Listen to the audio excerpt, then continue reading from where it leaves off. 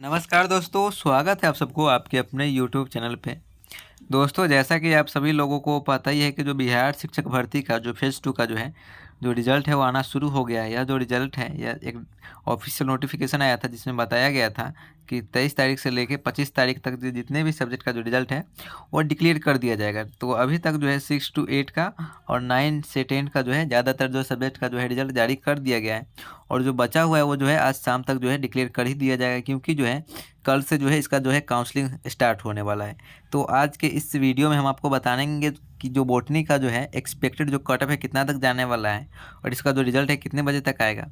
और दोस्तों, जितने भी अभी तक रिजल्ट आया है सबका जो कट ऑफ है वो हाई ही जा रहा है। तो ये भी बताएंगे कि जो कट ऑफ को जो हाई जाने का जो है रीजन क्या है। तो ये सारी जानकारी आज के इस वीडियो में बताएंगे। वीडियो को अंत तक जरूर देखिएगा। अगर आप लोग को वीडियो अच्छा लगेगा तो लाइक कीजिएगा, और अगर चैनल पर नए हैं तो सब्सक्राइब जरूर कर लीजिएगा। और अगर आप लोग को किसी तरह का डाउट होगा तो आप लोग कमेंट में ज़रूर पूछिएगा। तो चलिए वीडियो को स्टार्ट करते हैं। वो सबसे पहले हम लोग देखते हैं कि इस बार का जो मेरिट जो लिस्ट जो तैयार हो रहा है वह किस बेसिस पे तैयार हो रहा है, और जो जो कट ऑफ जो है वो कैसे हाई जा रहा है और क्यों जा रहा है, तो ये बातें करेंगे।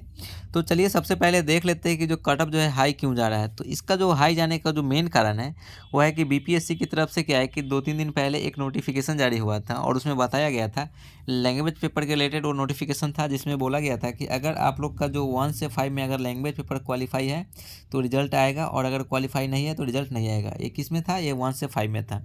बट क्या हुआ कि 6 to 8 और उसके बाद 9 से 10 और फिर 11 से 12 में क्या हुआ कि अगर उसमें आपका जो लैंग्वेज पेपर जो है उसमें अगर आप लोग क्वालिफाई भी है और नहीं भी क्वालिफाई है, ठीक है, तो उसका जो है कोई जो है लिया हुआ नहीं जाएगा कि हाँ अगर आप लोग क्वालिफाई है तो मेरिट बनेगा और नहीं है तो नहीं बनेगा। तो इस तरह का जो है उसमें लिखा हुआ था। यानी कुल मिला के कहने का मतलब ये हुआ कि 6 से लेकर 12 तक जो लैंग्वेज पेपर का जो है कोई वैल्यू ही नहीं रखा। इसी कारण जो है इस बार का जो कटअप जो है हाई देखने को मिल रहा है। और अभी तक जितने भी रिजल्ट आया सबका जो कटअप है वो 80+ ही गया हुआ है ज़्यादातर का।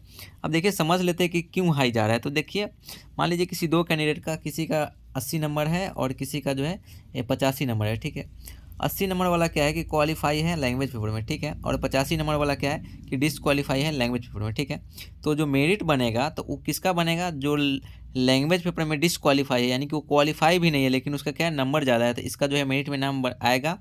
और जो दोनों में क्वालिफाई है, यानी कि वो लैंग्वेज पेपर में भी क्वालिफाई है और उसका नंबर भी 80 है, तो क्या होगा? उसका जो मेरिट में नाम नहीं बनेगा। बट इससे पहले क्या होता था? तो इस बार का जो मेरिट जो और कटअप जो हाई जाने का जो मेन कारण है वो यही है, ठीक है। ये समझ गए होंगे आप लोग। अब बात करते हैं कि जो मेरिट लिस्ट जो है वह किस बेसिस पे तैयार किया जा रहा है। तो देखिए इस बार का जो मेरिट लिस्ट जो तैयार करने का जो है रूल बदल गया है।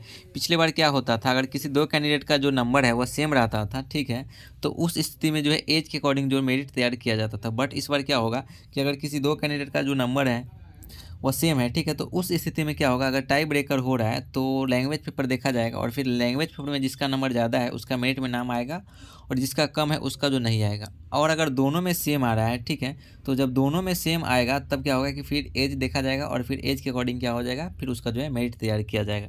तो इस बार का जो बड़ा जो बदलाव है वह यही है, ठीक है।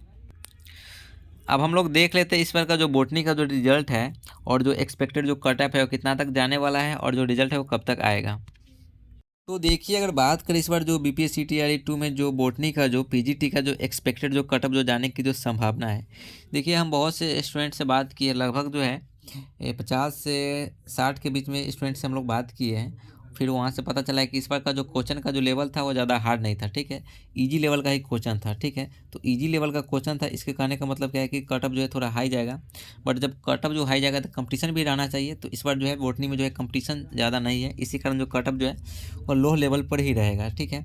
तो चलिए देख लेते हैं कि जो एक्सपेक्टेड जो कटअप है वो कितना तक जाने वाला है। तो अगर बात करें कैटेगरी वाइज, तो देखिए जनरल का जो कटअप जो रहेगा मेल का, वह 60 से 65 तक आप लोग को देखने को मिलेगा। और वहीं पे अगर फीमेल की बात करें तो फीमेल का जो है आप लोग को 55 से 60 तक देखने को मिल सकता है। उसके बाद ईडब्ल्यूएस की बात करें तो ईडब्ल्यूएस में जो मेल का है वो 50 से 55 तक देखने को मिलेगा। और फीमेल की बात करें तो फीमेल का जो है 50 से 55 तक देखने को मिल सकता है, ठीक है। उसके बाद अगर बीसी की बात करें तो बीसी का जो मेल का जो है वो आपको 57 से 60 तक देखने को मिलेगा। और फीमेल की बात करें तो फीमेल का जो है 52 से 55 तक देखने को मिल सकता है। उसके बाद ईबीसी की बात करें तो ईबीसी में देखिए मेल का जो है वो आपको है 50 से 55 तक देखने को मिलेगा।